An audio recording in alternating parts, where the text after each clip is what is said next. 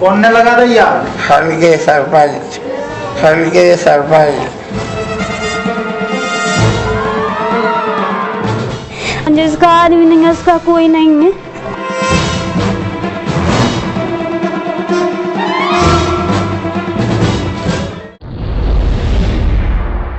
संघात में अब तक हमने आपको दिखाई थी राजधानी भोपाल की वो तस्वीरें जहां पहुंच वालों के लिए दरकिनार कर दिए जाते हैं सारे नियम कायदे। प्रशासन की आंखों के सामने होता है सब कुछ, लेकिन सरकार खामोश रहती है। भोपाल की सरहद को हम काफी पीछे छोड़ आए हैं। इस वक्त मैं जिस जगह पर खड़ी हूं ये कर्क रेखा है। मेरे पीछे लगा ये बोर्ड तस्दीक करता है इस बात की। लेकिन एक दलित के साथ दिन दहाड़े सरे बाजार की गई दबंगई की जो कहानी हम आपको दिखाने जा रहे हैं उसकी तस्दीक करने वाला कोई नहीं है। भूगोल में पढ़ी हुई इस काल्पनिक रेखा के उस पार है दबंगई की वो दास्तां जो 64 साल की हो चुकी इस मुल्क की आजादी को शर्मसार करने के लिए काफी है। किसी भी शहर से 20-30 किलोमीटर बाहर निकलते ही जिस तरह बदलती जाती है तस्वीर, मंडी बामोरा का सफर भी उससे कुछ अलग नहीं है। 15,000 की आबादी का छोटा सा कस्बा है मंडी बामोरा।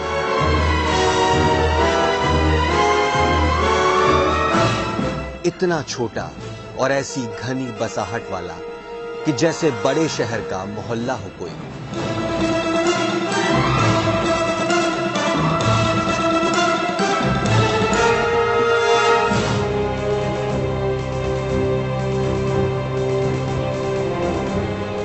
जिस वक्त बंसल न्यूज की टीम यहां पहुंची, चढ़ चुका दिन उतरने की तैयारी में था।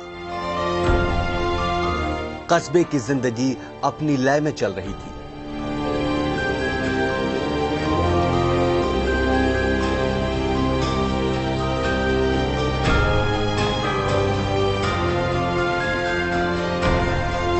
बाजार शाम की रौनक के इंतजार में थे।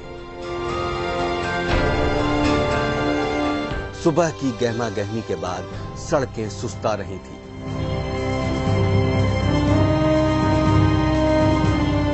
सब कुछ 7 महीने पहले के उस ढलते दिन जैसा।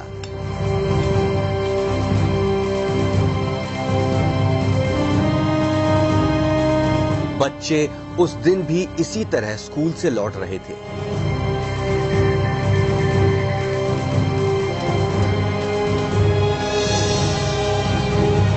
ऐसे ही गुजरे थे जाने कितने साइकिल सवार, जिनकी आंखों के सामने वो सब कुछ हुआ जिसे सुनने के बाद ये मंजूर कर पाना मुश्किल है कि आजादी के बाद इस देश में बदल गए हैं दलितों के हालात।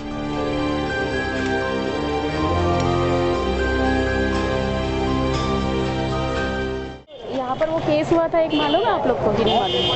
यहाँ पे नहीं, वो जो जल के मर गए गाँव के हैं मैडम हम लोग, मतलब बगल के गाँव। किसी को नहीं मालूम क्या हुआ था या नहीं हुआ था, बस इतना पूछ रहे हैं। हम लोगों को नॉलेज नहीं, किसी को भी नहीं मालूम। और बीच बाजार में होने के बाद भी नहीं मालूम आप लोग? तो हम लोग तो गाँव के सौदा लेने आते हैं गुरुवार। नॉलेज में तो होगा कि हुआ कुछ था, पता नहीं है, किसने किया था, कोई पता नहीं उस बारे में। इस बाजार में, इस भीड़ में, इन चेहरों में हम वो एक चेहरा तलाश कर रहे थे। वो एक चश्मदीद जो उस दिन का आंखों देखा हाल बयां कर पाता, जो बता पाता कि कैसे एक दबंग ने उजाड़ दी एक दलित की पूरी दुनिया, और कैसे ये बाजार खामोश रहकर सब कुछ अपनी आंखों के आगे देखता रहा। हम तलाश करते रहे, पूछते रहे, सवाल करते रहे। सवाल एक ही था, लोग बदल रहे थे पर जवाब नहीं। जवाब एक ही मिला, हमने कहीं कुछ नहीं देखा। एक्शन और रोमांच से भरपूर उस मसाला हिंदी फिल्म की तरह का नजारा, जहां खलनायक का खौफ किसी को कुछ नहीं बोलने देता। यह खौफ ही तो था। सैकड़ों की भीड़ में एक शख्स भी नहीं जो उस दिन की गवाही दे पाता।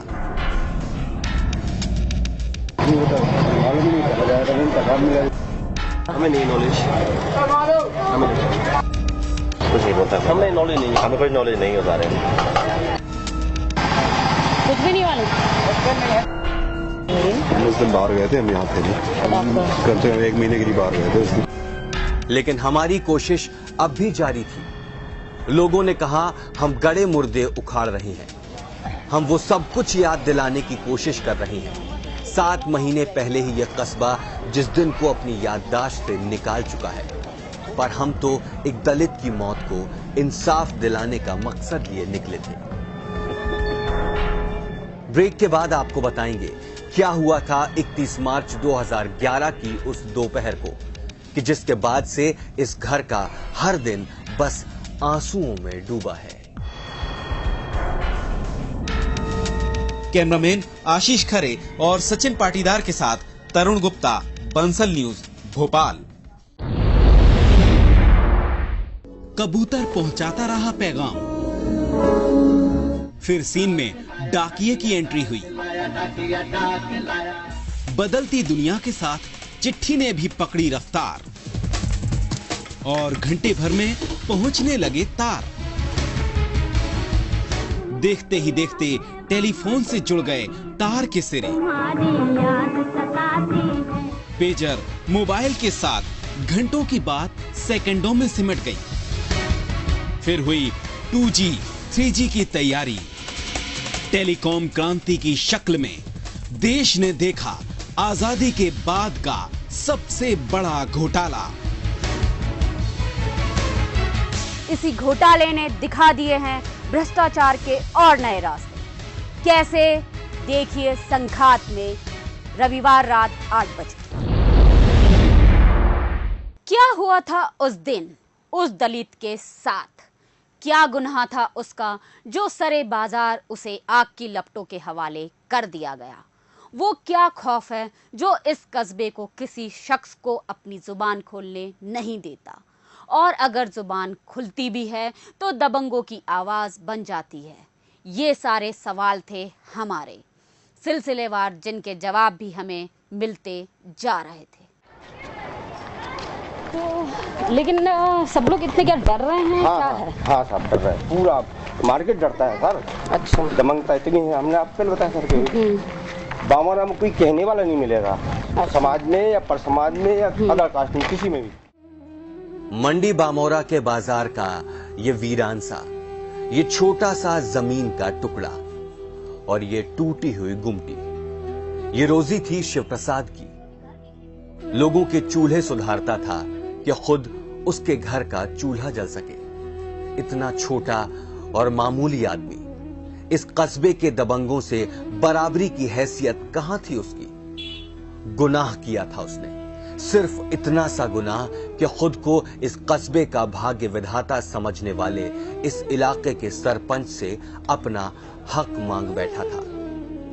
शिव प्रसाद की दुकान उस जगह पर थी जहां गंदे पानी की निकासी के लिए नाली बननी थी।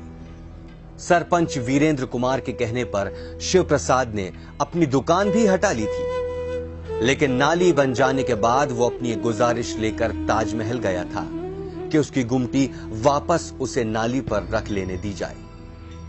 मंडी बामोरा में ये जर्जर सी इमारत ताजमहल कहलाती है। अधिकृत तौर पर जो सरपंच का ठिकाना भी है, ये वो जगह है जहां भाजपा का कार्यालय भी है। ये शिव कुमार के पिता हैं कल्लू राम, दलित वर्ग से हैं जिसके उत्थान के दावे सरकारें किया करती हैं। कल्लू राम बीते 20 सालों से इसी बाजार में अपनी इस दुकान में मरम्मत का काम करते रहे हैं, लेकिन पिछले 8 महीने से जिंदगी का एक ही मकसद है, वो अपने बेटे की मौत के इंसाफ के लिए लड़ रहे हैं। हर उस दर पर लगा चुके हैं गुहार और ये हकीकत बयां कर चुके हैं कि किस तरह सरपंच वीरेंद्र रघुवंशी और उसके साथियों ने उनकी इस दुकान के सामने उनके बेटे पर मिट्टी का तेल डालकर आग लगाई थी, लेकिन सुनने वाला कोई नहीं। आग लगने के बाद पूरी तरह जल चुके शिव प्रसाद को परिवार वाले पुलिस की मदद से हमीदिया अस्पताल लेकर गए, जहां शिव प्रसाद ने दम तोड़ दिया। आप भी जानते हैं किसके होते हैं कौन, जिसका आदमी नहीं है उसका कोई नहीं है। तो हमारे बच्चों को कौन पालन पोषण करेगा? उनने तो हमारे बच्चों को बिना बाप के कर दी।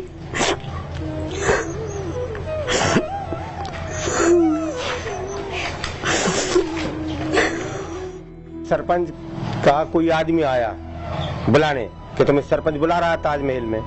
तो शिबू कह रहे हम जा रहे हैं। हमने कि नहीं बेटा मत जाओ, तो हम जा रहे हैं। कह नहीं पापा तुम काम कर रहे हैं, हम जा रहे हैं, चलो वो सरपंच के पास। तो सब वहाँ पहुँचा और 2 मिनट बाद वहाँ से हल्ला हो गया कि सरपंच के ताजमहल में आग लग गई। तो हम दौड़ के पहुंचे तो ये जलता हुआ ताजमहल से निकला, लपटों में घिरा हुआ, और सामने दौड़ा, सामने से वापस आया। फिर मुझे कहा पापा बचाओ मुझे, सरपंच ने तेल डाल के आग लगा दी। तो मैं जाके अपने बच्चे लिपट गया, मेरे दोनों हाथ जल गए। ये उस पिता की बयानी है जिसका जवान बेटा ही नहीं गया। घर की जवाबदारी संभालने वाला अकेला मजबूत कंधा टूट गया। लेकिन कल्लू पूरी तरह बिखर जाता है तब जब उसके अपने ही कस्बे के लोग उसके बेटे की हत्या को आत्महत्या करार दे देते हैं। अब सुनिए दबंगों की जबान बोलती उस दिन की बयानी। क्यों लगाई थी उसने आग? और ये क्या है, यहाँ जो नाली का निर्माण हो रहा है ना, यहाँ पर और नाली के निर्माण पे इसका खोखा रखा हुआ था। तो पंचायत द्वारा वो खोखा साइड से करवा दिया गया था और कह दिया गया था कि ये निर्माण हो जाएगा, इसके बाद खोखा ज्यों को त्यों रखवा देंगे। इसके बाद भी नाजायज दबाव बनाने के लिए उन्होंने अपने यहाँ पर आगे आग लगाई। पूरा कस्बा एक तरफ है, उस पर दबंगों की दहशत भी। सरपंच बनने के बाद उसी स्थान पे जिसपे दलित ने आगे जो जल के मरा है वो, और उसी ने मरवाया है, उसी स्थान पर एक बीजेपी नेता की भी हत्या हुई इस घटना के 15 दिन पहले। और फिर हत्या हुई बीजेपी की नेता प्रदीप राय की, उसकी जिनने हत्याएं की हैं वो गिरफ्तार भी हो गए तत्काल, और इसने जमानतें भी करवा ली, आजकल इनके साथ रहते हैं। लेकिन कल्लू ने हार नहीं मानी। अपने बेटे की मौत के इंसाफ के लिए वो लड़ रहा है आज भी। ये और बात है कि उसके सुनने वाला कोई नहीं है। शिव प्रसाद की मौत को 8 महीने बीत चुके हैं। इस दौरान कल्लू ने सरपंच की दबंगई के खिलाफ हर जगह शिकायत दर्ज कराई, लेकिन अब तक कहीं सुनवाई नहीं हुई है। मैंने फिर हाई कोर्ट की रेट मांगी कि मैंने आपने क्या निर्णय लिया हाई कोर्ट पे, तो फिर मुझे ये एसडीओपी साहब ने ये दी। फिर इसके बाद सर मैंने हाई कोर्ट से फिर मैंने कोर्ट ऑफ कंटेम्प्ट लगाया, तो कोर्ट ऑफ कंटेम्प्ट की रिसीट जब ये फिर आया तब मुझे मालूम पड़ा कि पुलिस ने मेरे बच्चे के केस पे खात्मा लगवा दिया है।